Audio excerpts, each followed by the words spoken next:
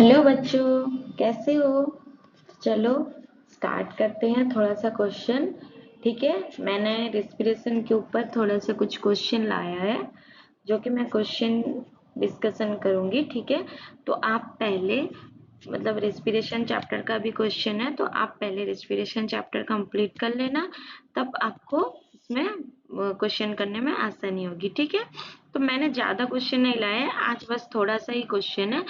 तो अगर आपको रेस्पिरेशन का फुल वीडियो चाहिए तो प्लीज कमेंट करना, मैं पूरा रेस्पिरेशन का पूरा चैप्टर का वीडियो बना दूंगी। ठीक है, तो अगर चैनल अच्छा लगे तो please do like share and subscribe. तो चलिए स्टार्ट करते हैं। तो हम लोग पहले क्या करेंगे, पहले रेस्पिरेशन किसे कहता है या ब्रीदिंग किसे कहा जाता है, ठीक है, जो कि 12th क्लास का चैप्टर है। ठीक है, तो चलिए स्टार्ट करते हैं।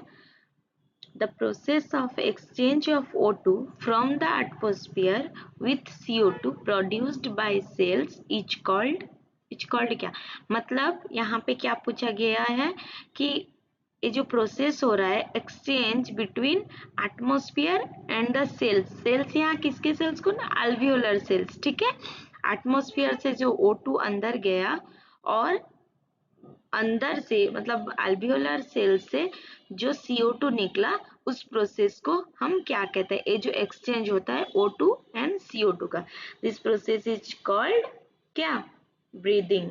ठीक है, चलो नेक्स्ट क्वेश्चन की तरफ चलते हैं।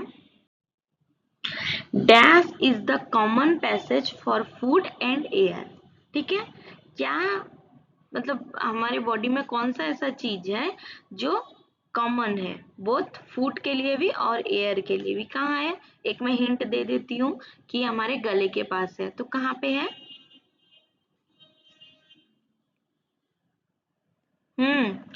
बोलो, कमेंट करो। तो dash is the common passage for food and air, that is pharynx. ठीक है, then next question, dash is a cartilaginous box which help in sound production। तो हमारे लैरिंग्स के पास क्या होता है, एक cartilaginous टाइप का, जिससे हमारा साउंड मतलब साउंड प्रोडक्शन होता है, उसको हम वॉइस बॉक्स भी कहते हैं। ऐसा मैंने कुछ हिंट्स भी दे दिया। अगर आपने रेस्पिरेशन चैप्टर पढ़ा होगा तो ये आपके लिए बहुत ही आसान क्वेश्चन है। Dash is a cartilaginous box which help in sound production, क्या है? फेरिंग्स वाला, फेरिंग्स के पास वाला क्या है, दैट इज लैरिंग्स। ठीक है, तो चलिए नेक्स्ट क्वेश्चन की तरफ चलते हैं। During swallowing glottis can be covered by dash. ठीक है, ये अच्छा क्वेश्चन है, ये भी बहुत आसान है। अगर जो रेस्पिरेशन चैप्टर जो अच्छे से पढ़ा होगा तो आप उसको आराम से आ जाएगा। During swallowing glottis can be covered by dash. हम जब खाना चबा के निगलते हैं तो तब वहां पे क्या, हमारे सांस की नली भी होती है और खाने की नली भी होती है। ठीक है, तो वहां पे ग्लॉटिस प्रेजेंट होता है। ठीक है, glottis can be cover by मतलब उसको कौन बंद कर देता है, जैसे कि हमारे सांस की नली के अंदर खाना नहीं जाता। कभी कभी आप लोग खाते खाते मतलब जल्दी जल्दी खाने के टाइम में आप देखोगे, आप अगर खाना जल्दी जल्दी खा रहे हो तो कभी कभी मतलब अचानक से खांसी होने लगता है, तो कहाँ क्यों हो रहा है कि अब अजब सा बेचैनी होने लगता है, तो वहां पे कहाँ गया, वो हमारे सांस की नली के अंदर खाना चला जाता है तब। ठीक है, तब हमें परेशानी होती है क्योंकि वो एयर पास करने का जगह है। ठीक है, तो यहाँ पे क्या हमारे ग्लॉटिस होता है इसका आंसर।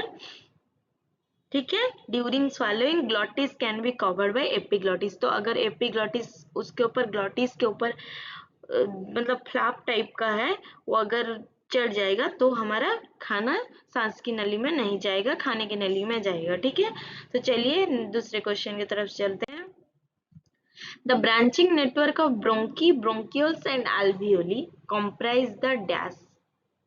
ठीक है, यहाँ पे क्या पूछा गया है, ब्रांचिंग नेटवर्क है किसका, ब्रोंकी का, ब्रोंकियोल्स का एंड alveoli का, कंप्राइज द डैश। बोलो बोलो, बहुत आसान क्वेश्चन है। चलिए इसका क्वेश्चन क्या है, lungs. ठीक है. Next question.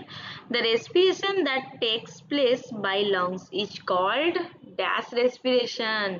मतलब respiration अगर हमारे lungs के थ्रू हो रहा है तो उस respiration को हम क्या बोलेंगे? क्या बोलेंगे? Pulmonary respiration. ठीक है, जो कि हमारे lungs के थ्रू हुआ है. Dash during which atmospheric air is drawn.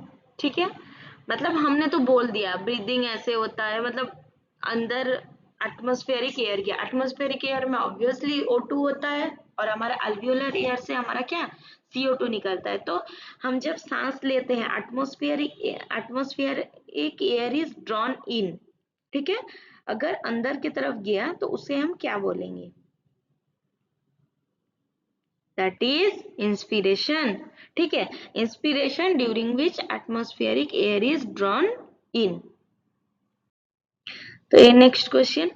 When the alveolar air is released out, that is, मैंने अभी बोला है हम सांस लेते हैं और सांस छोड़ते हैं, तो हमने O2 अंदर लिया, CO2 बाहर छोड़ा, तो alveolar air से हमारा क्या CO2 निकला.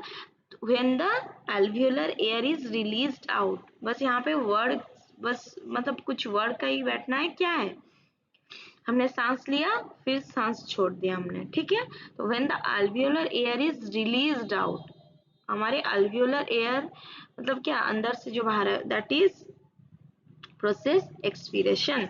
एक्सपीरेशन प्रोसेस के थ्रू हमारा क्या अंदर का एयर बाहर आता है.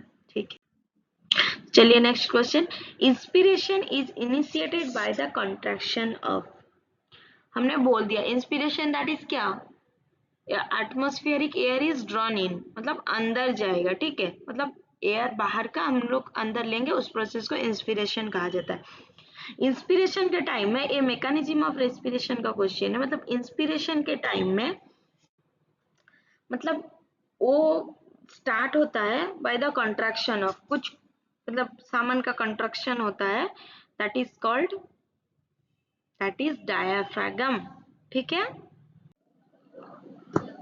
तो चलिए बच्चों, आज का वीडियो के लिए इतना ही है, तो फिर मिलेंगे नेक्स्ट वीडियो में. ठीक है, अगर आपको वीडियो अच्छा लगे do like share and subscribe. चलिए मिलते हैं अगले वीडियो में, तब तक के लिए टाटा बाय बाय.